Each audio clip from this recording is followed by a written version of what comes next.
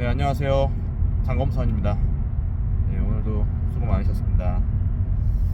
참 할 얘기가 많아요. 할 얘기가 여러 가지 많이 있습니다. 근데 뭐 사실 오늘 어떤 얘기를 할까 사실 좀 고민이 되더라고요. 근데 이제 검사와 관련된 거 얘기하자면은 뭐 재검사, 그런 거 좀 얘기를 하고 싶기도 하고요. 이제 다른 것들은 이제 알바 관련된 거, 인력 알바 이런 거 관련된 거 좀 얘기를 하고 싶기도 하고 그러네요.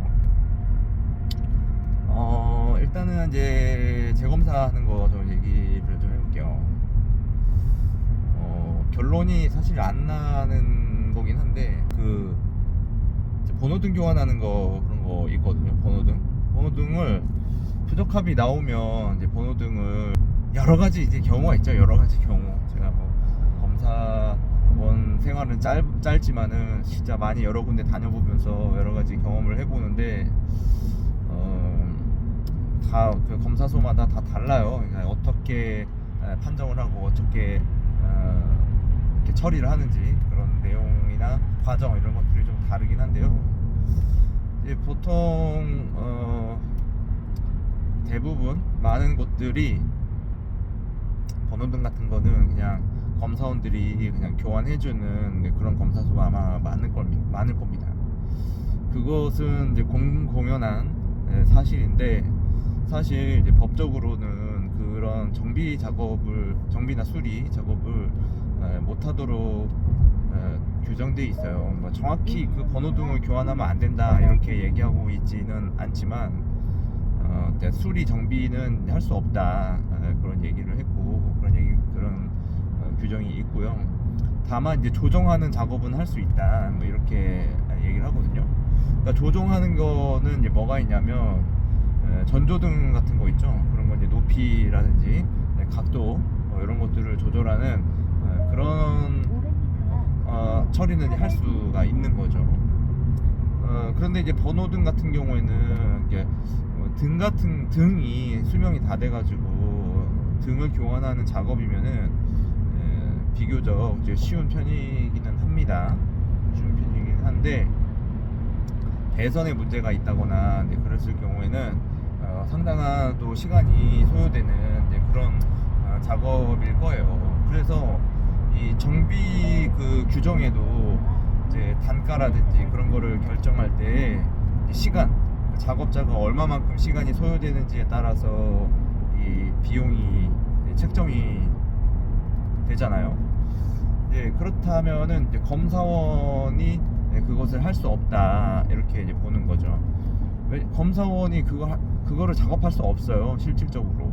왜냐면은 이제 검사가 자동차를 검사하는 그 업무가 계속 끊임없이 이제 돌아가기 때문에 사람이 인력이 그 검사 업무를 하게 되면 계속 그 업무에 투입이 돼야 되거든요. 그러니까는 그 한 차를 위해서 정비하기 위해서 그 한 사람이 따로 나갈 수가 없는 거예요. 그러면은 실질적으로 그 한 대 검사를 할 때 그 근무자가 다 배정이 될 텐데 그 사람이 다른 정비 작업을 하게 된다면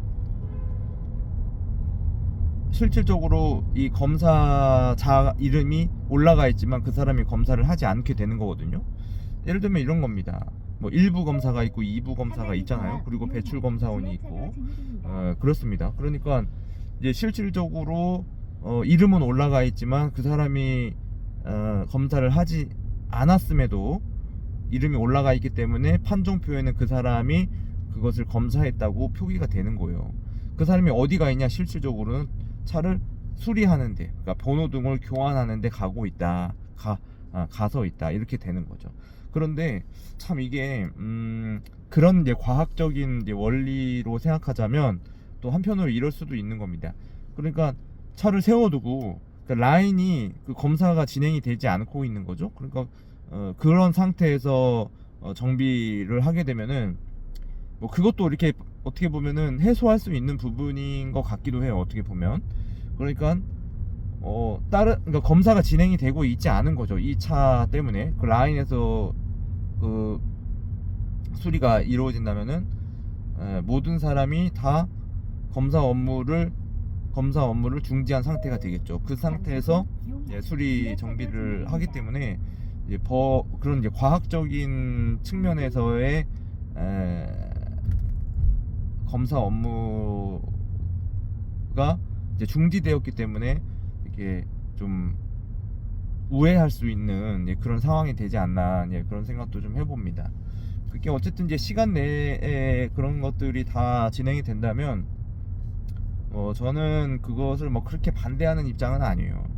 여건이 된다면 그것을 해줄 수 있는 곳도 있을 것이고요. 제가 뭐 최근에 이제 근무했었던 데에서는 그런 여건이 되지가 않아 가지고 그런 작업을 해주지 않았죠. 그러니까는 처리 방식은 이제 수리를 해 오라 이렇게 이야기를 하고요. 그리고 그 공장에 이제 정비 파트가 있기 때문에 그 정비 파트에 넘기는 거죠. 그러면 이제 수리비를 받고 번호등을 교환해주고 다시 재검사를 받아서 이제 나가는 그런 이제 방식으로 하거나, 혹은 수리해서 이제 언제 날짜까지 해갖고 오라 하거나 그렇게 이제 하게 됩니다. 또는 이런 것도 있어요. 그러니까 좀 융통성이란 거를 발휘해가지고 이게 이제 검사소에서 검사를 받고 나간 차가 번호등이 안 들어오는데 이게 말이 되냐. 그러니까 번호등이 안 들어오는데도 불구하고 합격시켜준 거 아니냐 이렇게 생각할 수 있는 경우가 있잖아요. 근데 이제 이게 아니라 그 번호등이라는 게 언제 이제 고장날지 알 수 없는 거예요. 사실 검사를 딱 받고 나가자마자 그 번호등이 고장날 수도 있는 겁니다. 그래서 그걸 가지고 뭐 얘기하기는 좀 어려운 것 같습니다.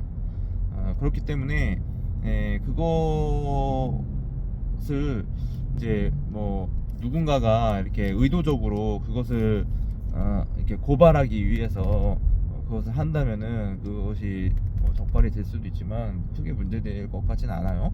그래서 그냥 이제 번호등이 하나가 안 들어오거나 이런 상태이지만 이제 합격을 해주고 그 다음에 이제 가서 이제 시간 있을 때 수리를 하셔라 이렇게 안내하는 경우도 있죠. 좀 어느 정도의 융통성인 것 같습니다. 그러니까 해줄 수 있는 여건이 되면은 해주겠는데 그게 안 되니까 어쩔 수가 없는 거예요. 뭐 그런 이제 뭐 번호등이나 전구도 다 이제 구매를 해야 되는데 그런 것들이 회사에서 지원이 안 되거나 뭐 그러면은 어쩔 수 없는 거잖아요. 또 그 정비 파트에서 수리비를 받고도 해주니까 거기서 하면 되는 거고, 뭐 그런 식으로 그 상황에 맞게 검사소에 맞게 그렇게 진행을 이제 하면 됩니다. 안경을 좀 써야 되겠습니다.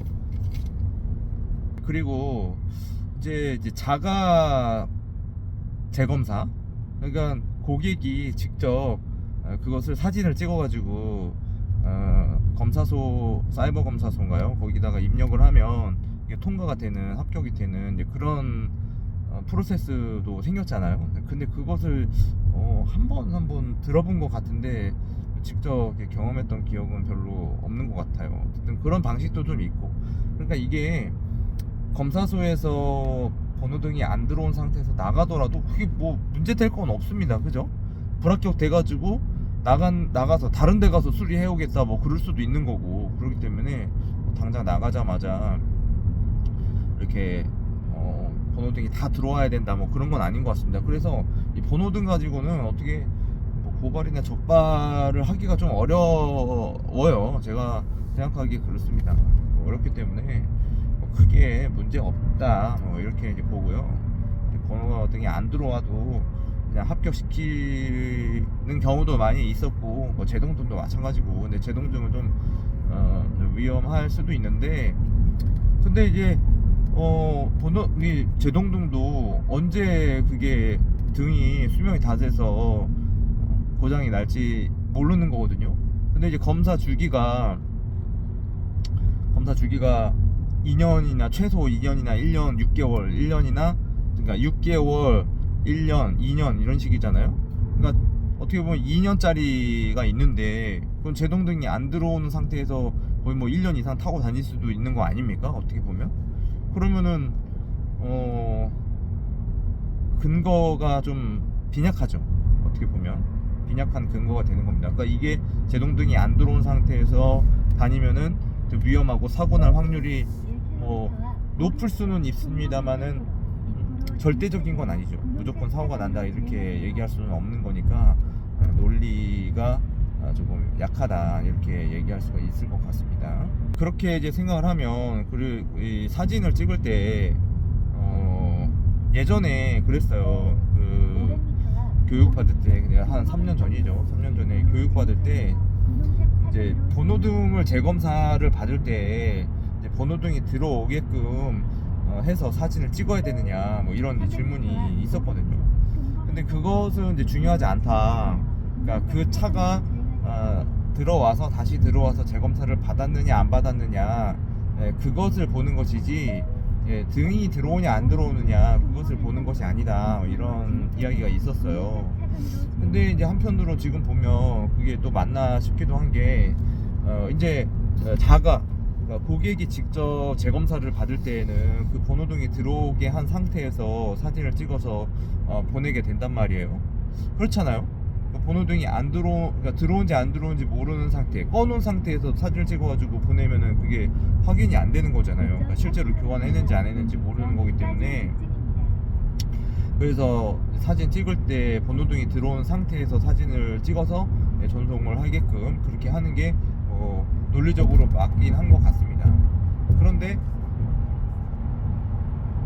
검사소 내에서 재검사를 하는 것도 그러한지 그것은 좀 불명확한 것 같아요. 그건 좀 애매한 것 같기도 합니다.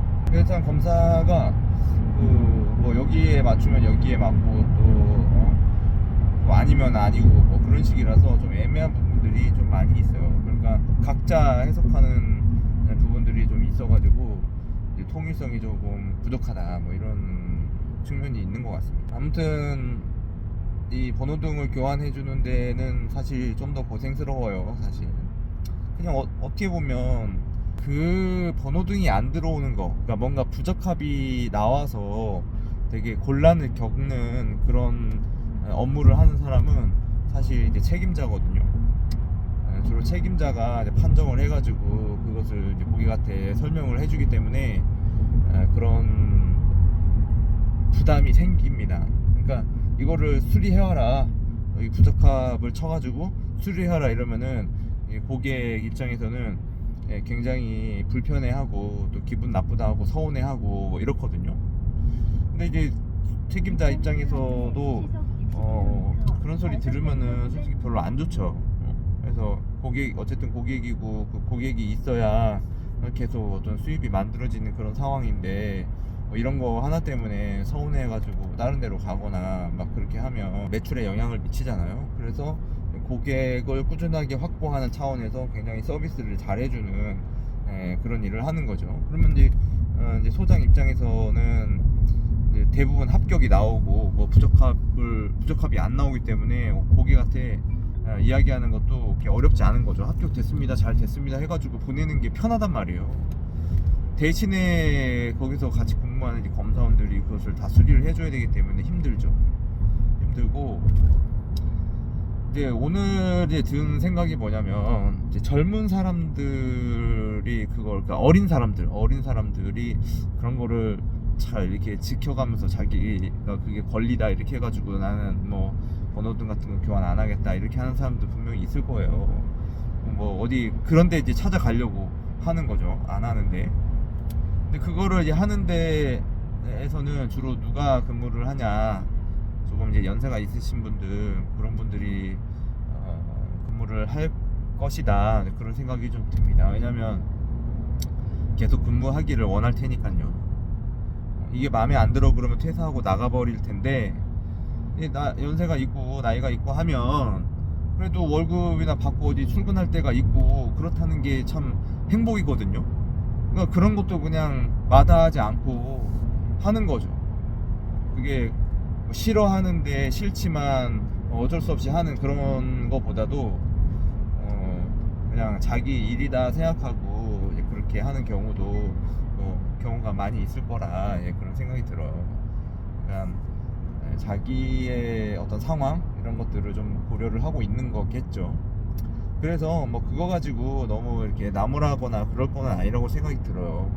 어차피 이제 궁극적으로 프리랜서 체제가 되면은 이제 그런 것도 다 서비스 차원에서 이제 해줘야 된다고 저는 생각하고 있습니다.